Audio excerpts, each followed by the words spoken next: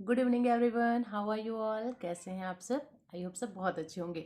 तो फिर से मैं तृप्ति दुबे आ गई हूँ आपके साथ आपकी समस्याओं को सुनने के लिए और उस समस्या का एक स्ट्रॉन्ग समाधान देने के लिए। तो चलिए, आज का जो हमारा टॉपिक है, जो बहुत सारे लोगों का मैसेज आ रहा है, जिसमें से एक टॉपिक मैंने उठाया है, वो टॉपिक है कि किसी इंसान के मोह को कैसे कम करें।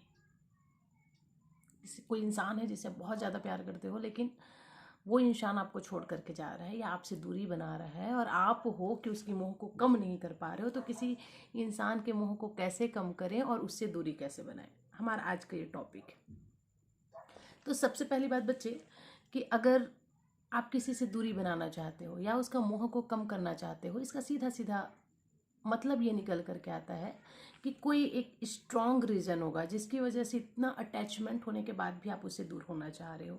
ये रीज़न कई प्रकार का हो सकता है। एक तो ये कि सामने वाला आपको ये रियलाइज़ करवाए कि उसको बिल्कुल भी आप में इंटरेस्ट नहीं है और वो कोशिश कर रहा है आपसे दूर जाने का, लेकिन आप हो कि एकदम रह ही नहीं पा रहे हो उसके बिना। आपको ऐसा लग रहा है कि आपके सामने चाहे ढोल नगाड़े शादी वादी सब हो रही है, लेकिन आप बिल्कुल अकेला फील कर रहे हैं।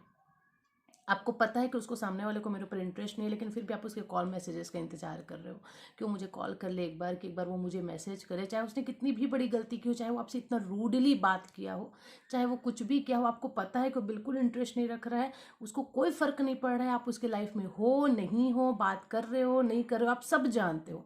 लेकिन उसके बावजूद आप ये चाहते हो कि वो एक बार तो मुझे मैसेज कर ले, झूठा ही सही, एक बार तो मेरे को सॉरी बोल ले। होता है ऐसा, ये हो रहा है। इसका मतलब ये है कि कोई बहुत बड़ा रीजन है। अब इस कंडीशन में आकर आप ये सोच रहे हैं कि जब सामने वाले को मेरी कदर नहीं है, सामने वाला मेरे को ज़रूरत महसूस नहीं कर रहा है, मेरे साथ रहना नहीं चाह रहा है, तो मैं क्यों उसके साथ लिपटी पड़ी रहूं, मैं क्यों मरी पड़ी हूँ क्या उससे बात करने के लिए, कमी है क्या मुझे। एक ये जो फीलिंग आना है ना, ये जरूरी है, ये हर किसी के मन में फीलिंग आता है।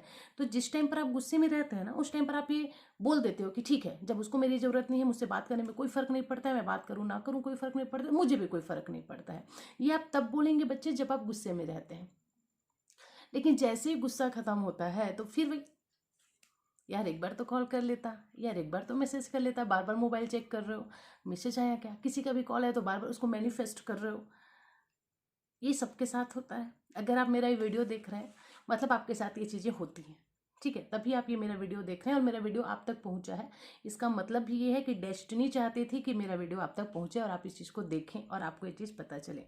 तो अब मैं बताती हूँ कि ऐसा क्यों होता है और इस सिचुएशन में आपको क्या करना है। पॉइंट नंबर पहला, जब आप किसी इंसान से ये फैसला कर लेते हो कि अब मुझे इससे दूर रहना है, अब मुझे इसके साथ नहीं रहना है, तो उस टाइम पर जो रीज़न है ना, या उसने कुछ भी किया हो, धोखेबाजी की हो आपके साथ, या आपको रियलाइज़ करवाया हो कि तुम रहो ना रहो मुझे कोई फ़र्क नहीं पड़ता, मतलब अब वो बुरी तरीके से आपके दिल को ना तोड़ चुका है, तभी आप ये फैसला ले रहे हैं कि मुझे इससे दूर जाना है। मैं कैसे इसको भूलूं, कैसे मैं इसके बिना भी जैसे पहले थी वैसे रहूं, ये सोचने की जब आप कोशिश कर रहे हैं, इसका मतलब ये है कि रीज़न बहुत बड़ा है जिसकी वजह से आप ये कर रहे हैं। तो जिस टाइम पर आप ये डिसीजन लेते हैं ना कि मुझे अब इससे दूर रहना है, उस टाइम पर उसने जो चीज़ें की हैं वो आपके माइंड में पूरी तरीके से छाई रहती हैं। इसी वजह से वो डिसीजन आप ले सकते हो कि मुझे अब इससे दूर जाना है। तो ये कुछ दिनों तक तो ठीक रहेगा। कुछ दिनों बाद क्या होता है ना, कुछ दिनों बाद वो जो रीज़न है जो कि आपके माइंड में छाया हुआ था, जिसकी वजह से आपने ये डिसीजन लिया था, वो रीजन जो है बैक सीट पकड़ लेता है, पीछे हो जाता है। और फ्रंट में क्या आ जाता है, फ्रंट में आ जाता है वो सुनहरी यादें जो आपने उसके साथ बिताई थी। ठीक है, उसका केयर करना, उसका परवाह करना, उसका प्यार से बात करना, उसका स्माइल करना।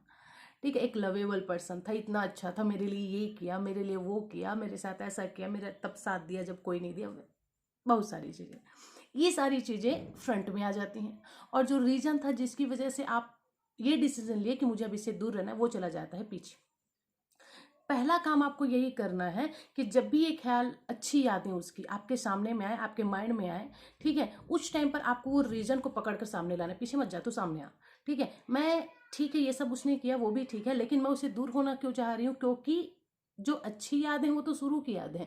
अभी अभी करंट में, वर्तमान में उसने क्या किया था, तो रीजन को पकड़ करके सामने लाओ। अपने आप को याद दिलाओ कि उस इंसान ने आपको मजबूर किया था, उसने आपको फोर्स किया कि आप उससे अलग होइए। आप मेरा ये वीडियो देखिए कि मैं उससे दूर कैसे हो सकूँ, उसकी यादों को कैसे भूलूं।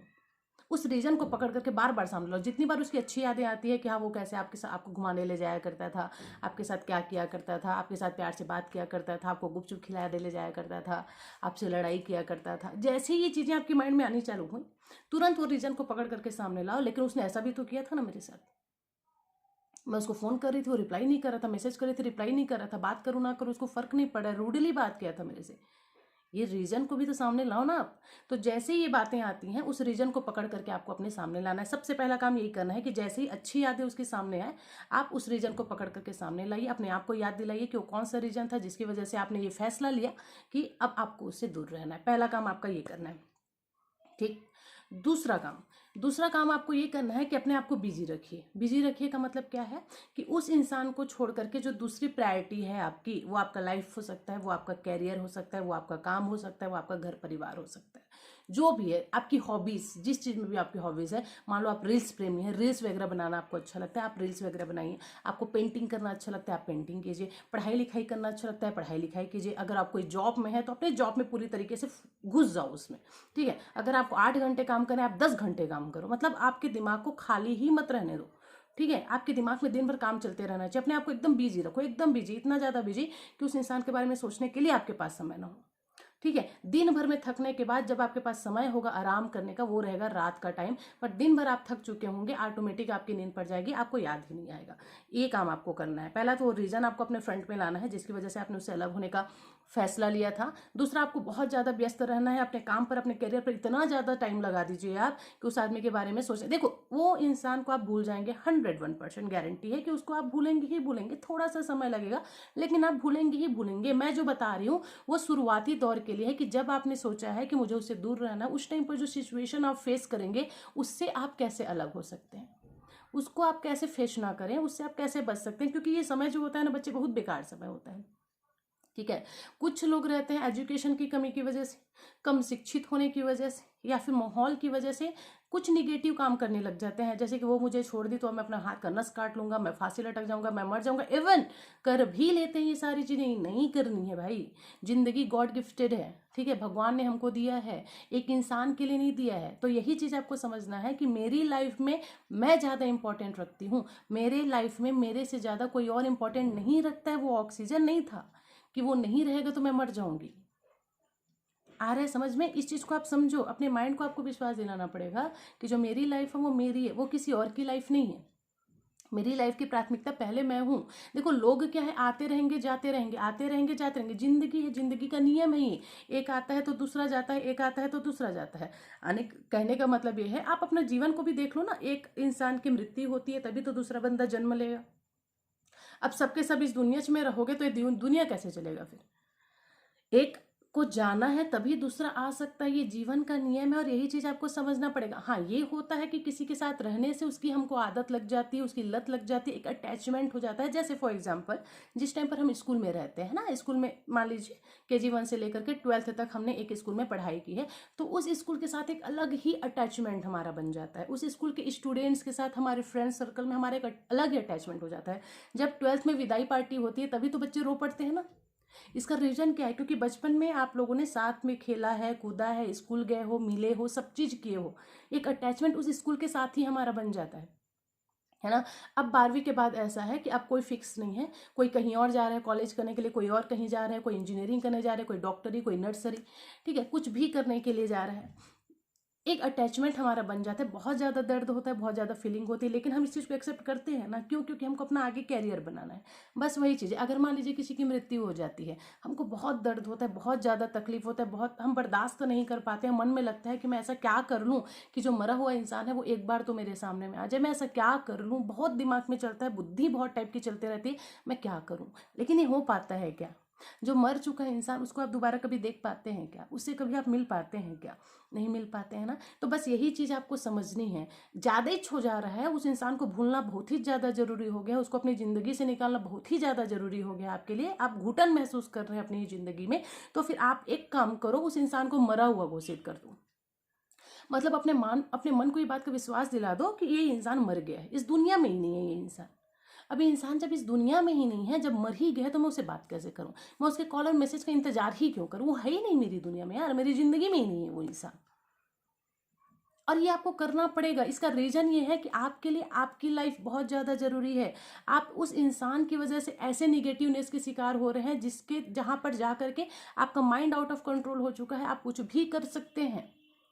लास्ट में हम क्या करते हैं, लास्ट में हम बैगा, वैद्य, ठीक है, तांत्रिक, इन लोगों का शरण लेते हैं, क्योंकि हमने सुनी सुनाई बात को सुन लिया है कि ये तांत्रिकों के पास एक ऐसा जड़ी बूटी होता है जिसकी वजह से वो इंसान खींच करके हमारे पास वापस आ जाएगा। ऐसा कुछ भी नहीं होता है।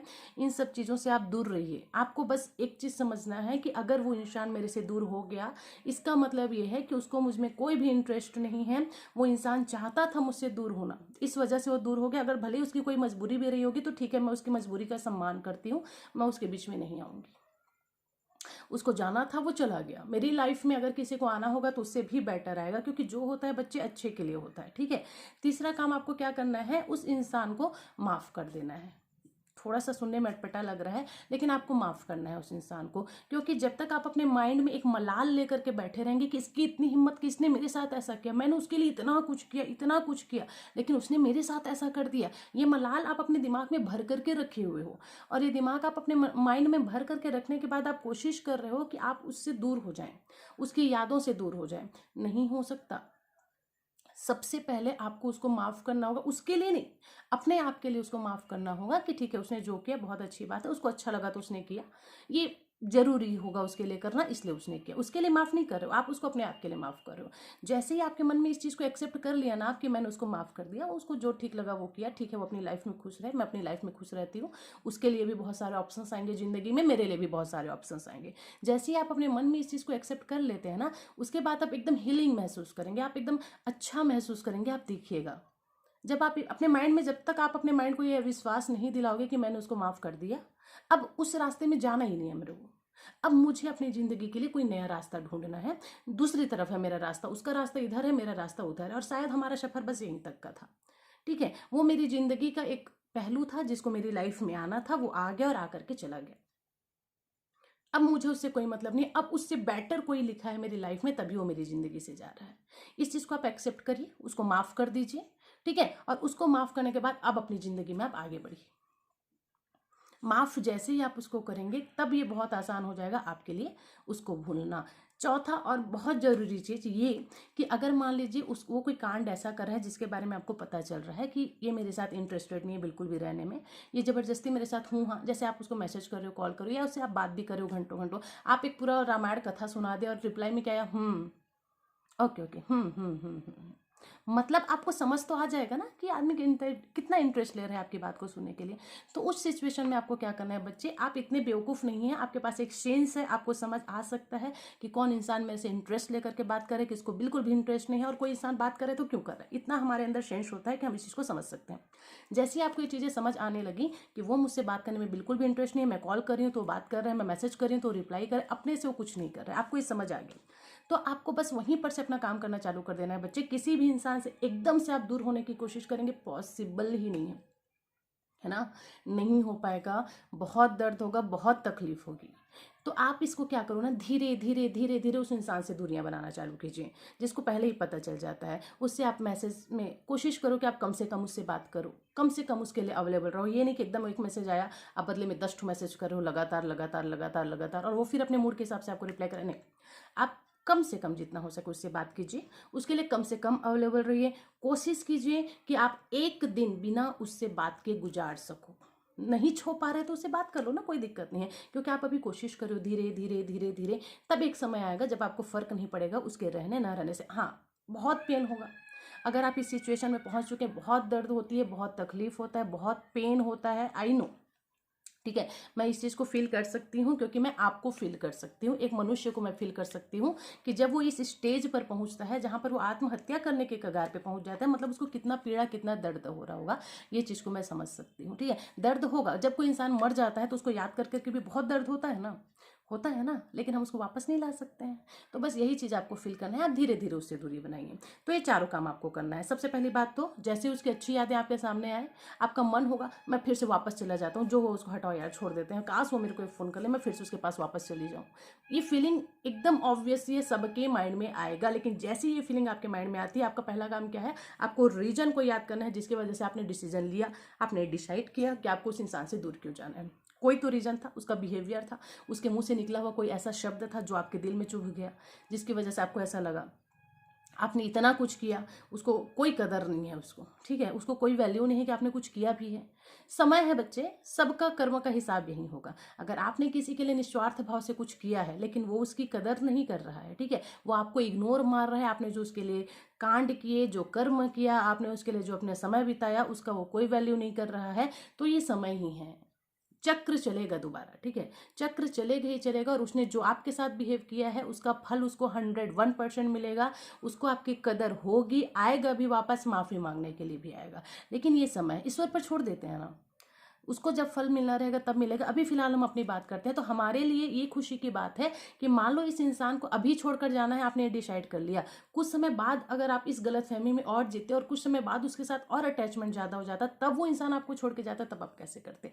तो एक अच्छी बात है ना कि आपको समय से पहले ये चीज़ें पता चल गई, आपके लिए थोड़ा कम दर्द होगा इस चीज़ में। तो वही है कि जैसी अच्छी यादें आए, तुरंत उसका जो रीजन था जिसकी वजह से आपने डिसाइड किया उससे दूर जाना है, पहले तो ये चीज़ को ले आना है। और दूसरा, अपने आप को व्यस्त रखो, बहुत व्यस्त रखो, इतना व्यस्त रखो कि आपका कैरियर सुधर जाए, ठीक है। और तीसरा रीजन मैंने बताया, अपने दिल को विश्वास दिलाइए कि मेरी जिंदगी का मालिक मैं हूँ, कोई और नहीं है। मैं कब हंसूंगी कब रोंगी वो कोई और डिसाइड नहीं करेगा। अगर वो मुझसे बात कर रहे हैं, अगर वो मेरे को मैसेज कर रहे हैं तो मैं हंसूँ, नहीं कर रहे तो मैं रो, ऐसा कुछ नहीं है, क्योंकि मैं कोई कठपुतली नहीं हूँ जो किसी और के इशारे पर नाचूंगी, ठीक है। और चौथा रीजन आपको यही याद रखना है कि अच्छा हुआ मुझे उसकी सच्चाई पहले पता चल गई। मुझे अभी पता चल गया कि वो मेरे साथ सिर्फ एक नाटक कर रहा था, वो दिखावा कर रहा था।